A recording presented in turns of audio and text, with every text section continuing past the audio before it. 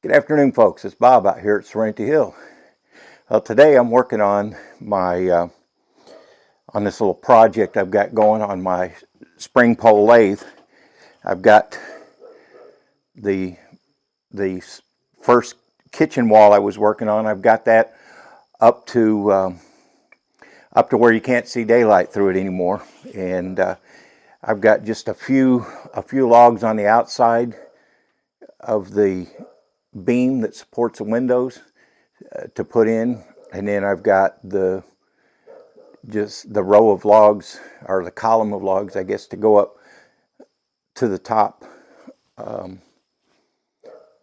to the bottoms of the rafters on the outside, and that wall will be done. I've still got to do the inside piece here, but in order to do that, I got to have mortar mix, and I used the last of my mortar mix yesterday afternoon. I got to run to the store and get some more, but I thought what I would do today is I'm going to go ahead and continue on with my pole lathe build. And what I'm doing right now is I'm attaching legs to it.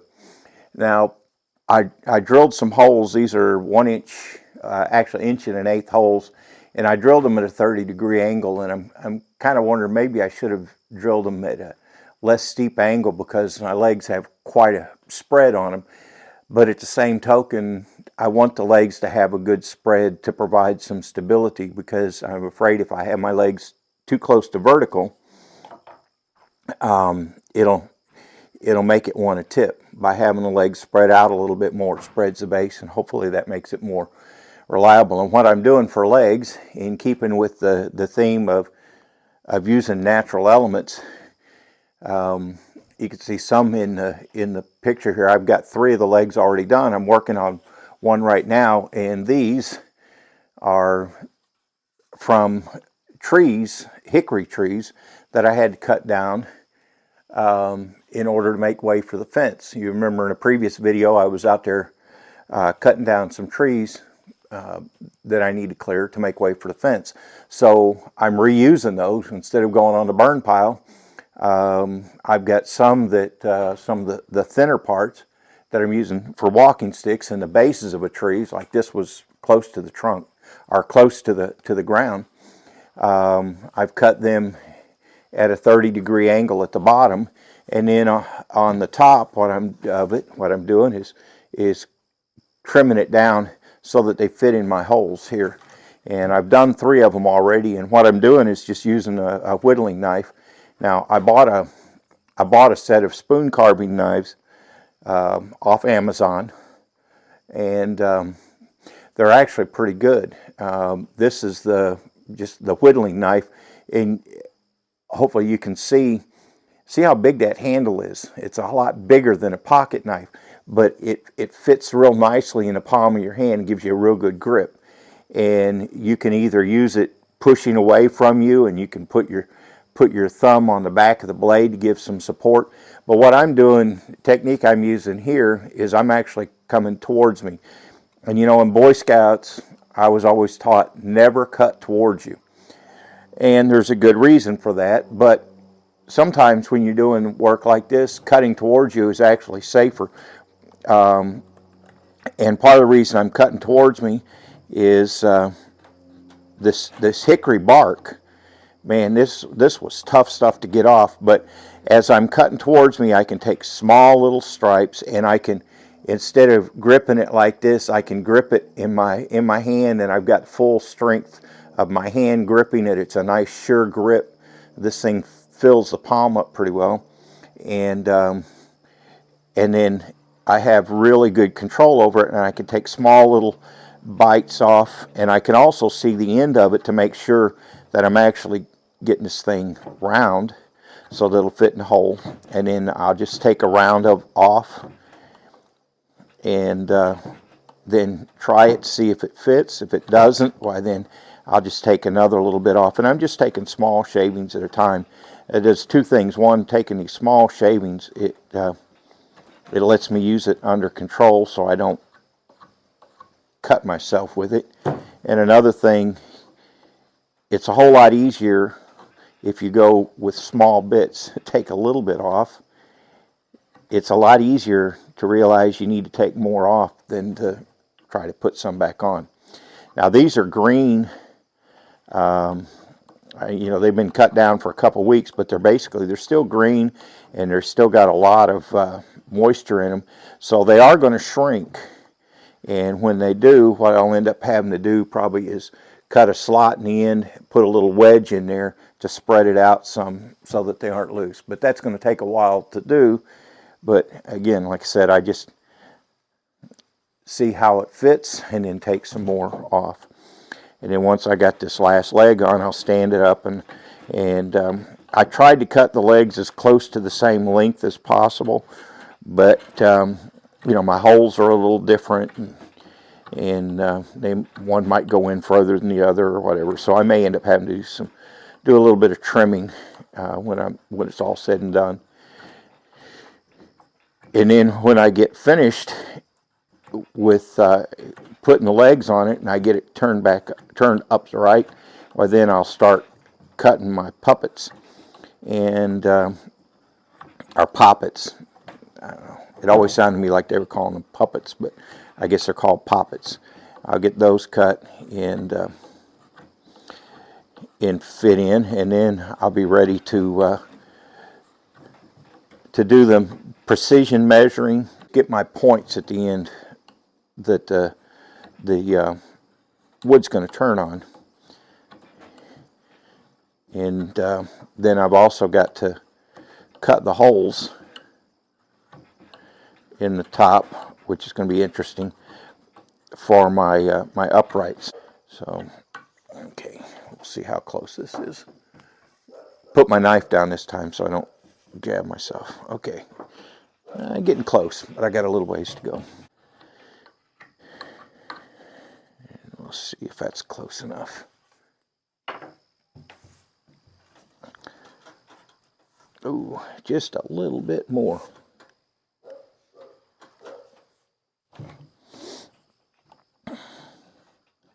But that's all right. And of course it adds to the rustic look. Okay, there we go. Well, it's got 4 legs on it. Let's see if I can stand this thing up. With this being 4 inches of oak, this is kind of heavy.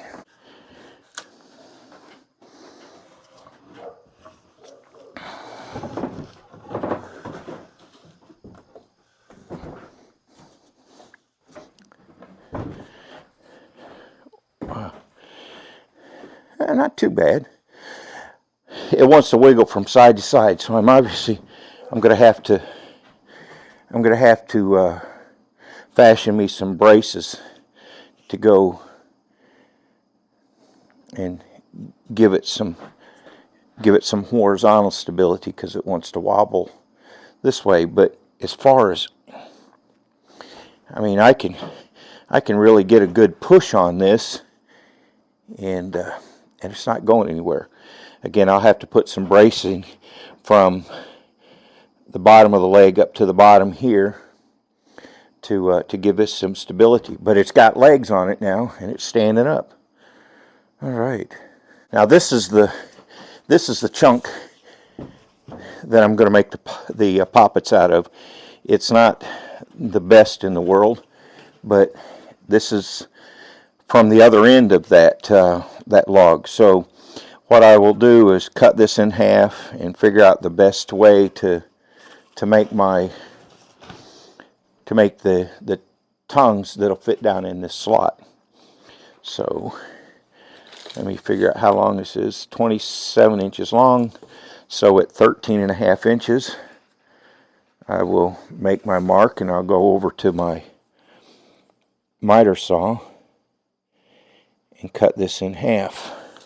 Well, that didn't take very long. And of course, it's still got bark on it, so I have to knock the bark off. I'll cut my poppets there and here, and then I got to figure out how long I need to be. So I got 4 inches thick there, so I need to make a leg about 6 inches long, because I've also got to drill a hole through this. the pieces that fit down in here, I have to put a hole in them and then make some wedges that will go in to lock them in place. And it needs to be about 3.5 inches. And I will cut this just a little bit big. I'll cut them a little bit big, and then I'll use my chisel and the sander to get them down to precise fit, because if I try cutting them to the exact dimension and I'm off a little bit and they're too narrow, then I've got a whole another problem on my hand.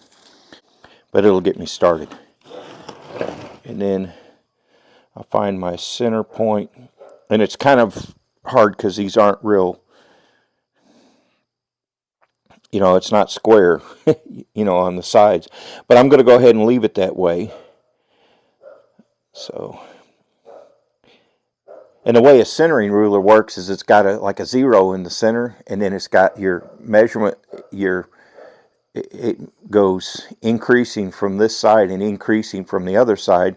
And so what you do is you just line it up until you've got, let's say, 3 inches on one side, 3 inches on the other, and boom, your center's right there in the middle. And that would be a handy tool to have. 7.5. So it's about 3 3/4 in.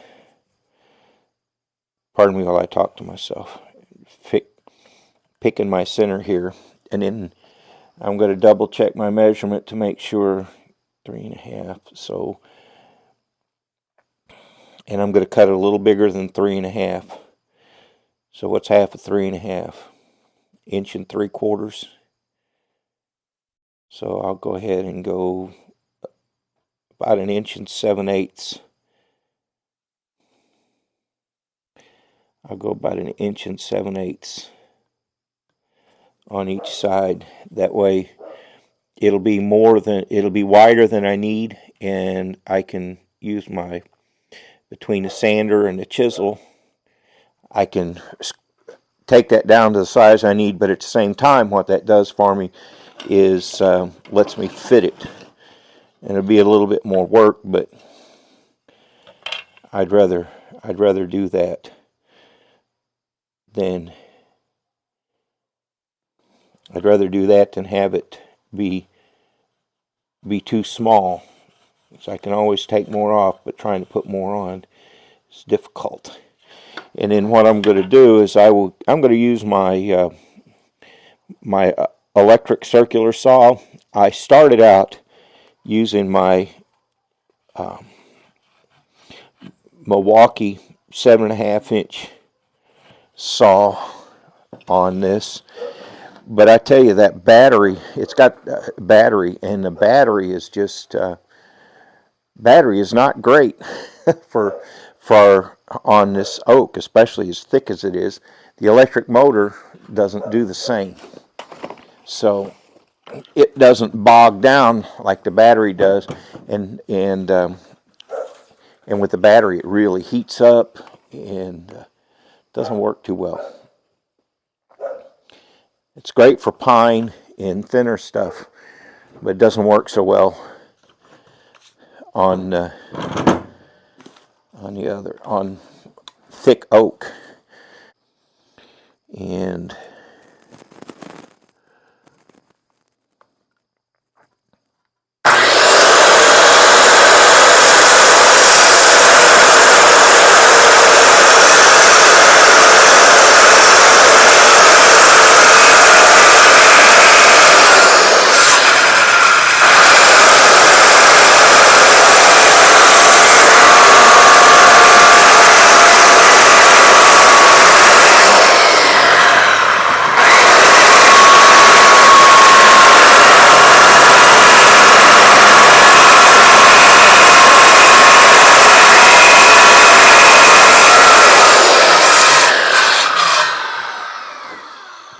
of course, with the circular saw, you can't get right up to it, so I'll have to finish with a hand saw.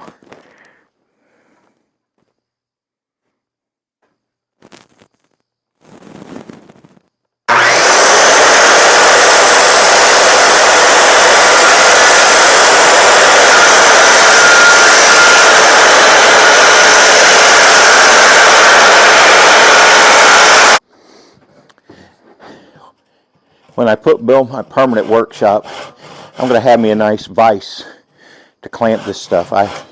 That's one of the things I really miss. I don't have a vise.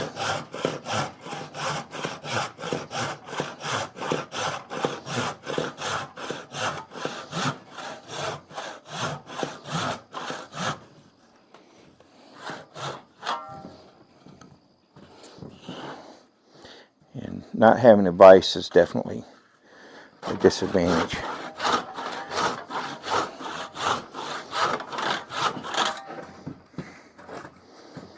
Twist it around.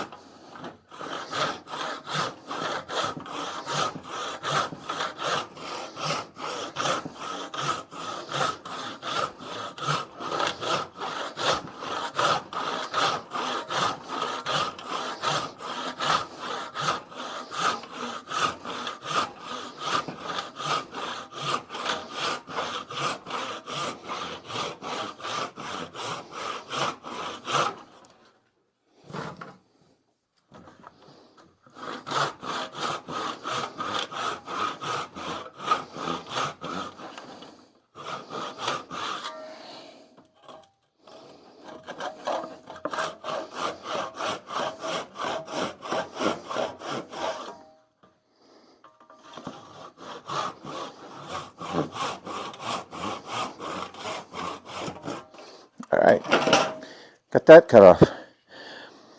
And you know, I'll end up cutting this down into smaller pieces and use this and probably make some of the cross pieces on some crosses or something, because it's a nice little piece of wood. And then I've got a little shoulder I'll have to smooth off with the chisel and take it down a little bit to get it to fit in, and that'll be the first of my poppets. Now,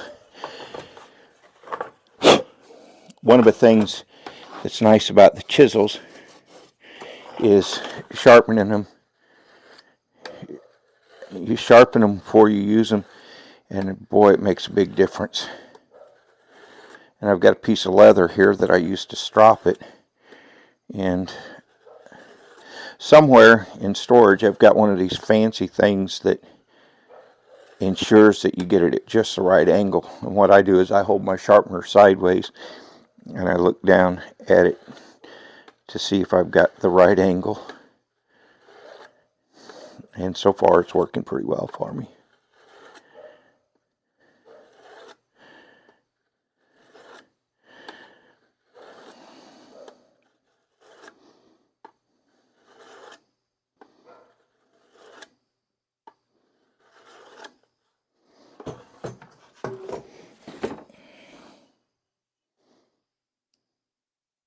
Yeah.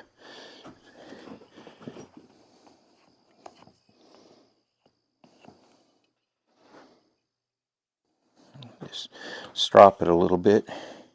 And I'm going to go ahead and work on this a little with the chisel. And try to take a little bit of this edge off. Instead of all with the... Instead of trying to do it all with the sander. So, I apply that sometimes. I get stuck and I'll go, now what would a smart guy do? And sometimes the answer is a smart guy, instead of trying to build his own, would go out and buy one. But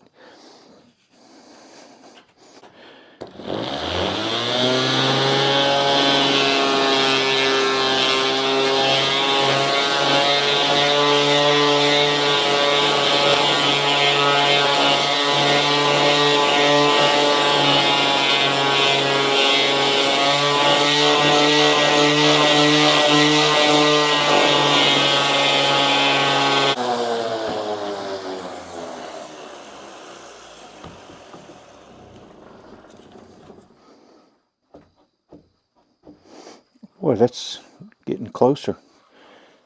Okay.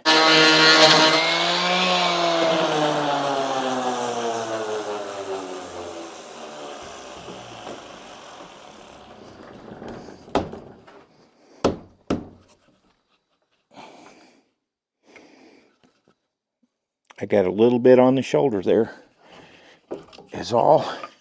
And I will shape that up with the chisel because the sander doesn't get there. And that's why it's taking so much. I'll get my hammer.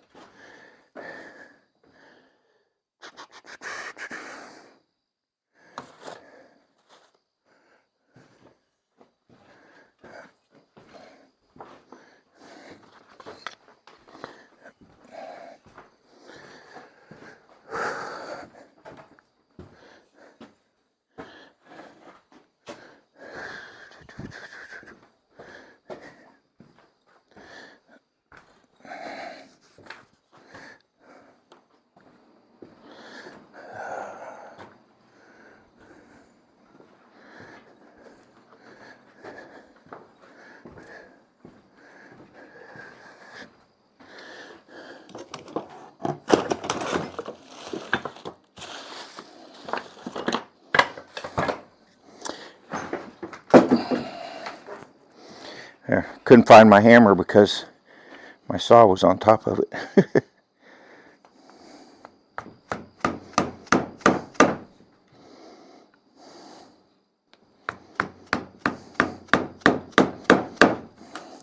And what I'm doing here is just squaring up the shoulders of it where the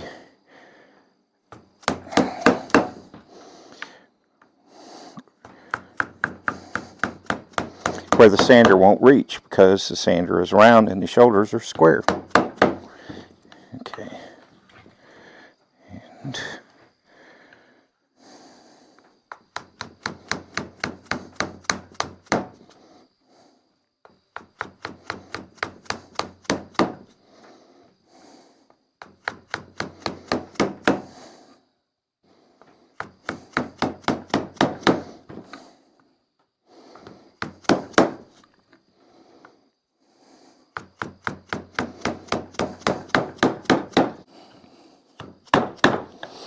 I am using a hammer for this because I'm taking off a little bit more. But again, that's where my sander won't reach. And so the chisel is the best thing for squaring that up.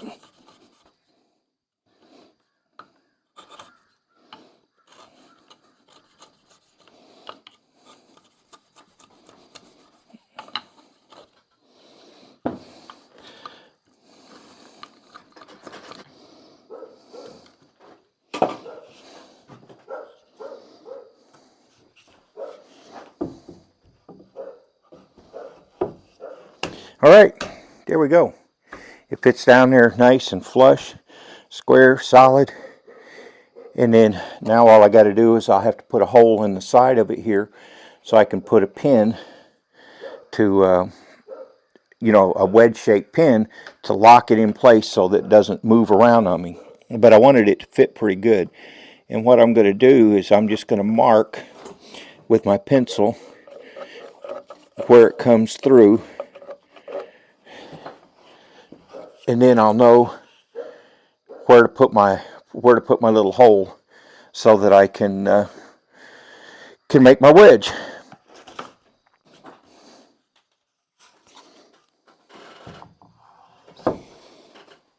There you go. Got my poppets. And then I will cut my uprights to fit in here. I cut my uprights to fit here, and then the bungee across. Getting close. That's enough for today. Sun's starting to go down, getting a little dark, getting a little cool, and Debbie will be wanting to eat dinner pretty soon. So thanks for stopping by. I've now got it on legs. I've realized I'm going to have to put me some supports on here to some horizontal braces to give it horizontal stability. It's good this way, but I need support this way. So I got my poppets cut, they fit in. Now it'll be time to measure 2 or 3 times to get the exact height, so that the bolts that I'll put in here, sharpen the end of them, they'll line up. I got to drill my holes through for the wedges to lock them in place so that they don't move on me. And yeah, she's starting to shape up. All right, this is Bob at Serenity Hill. Thanks for stopping by and joining us on this little build. And hopefully in part 3, I'll actually get this thing done to where I can start to use it.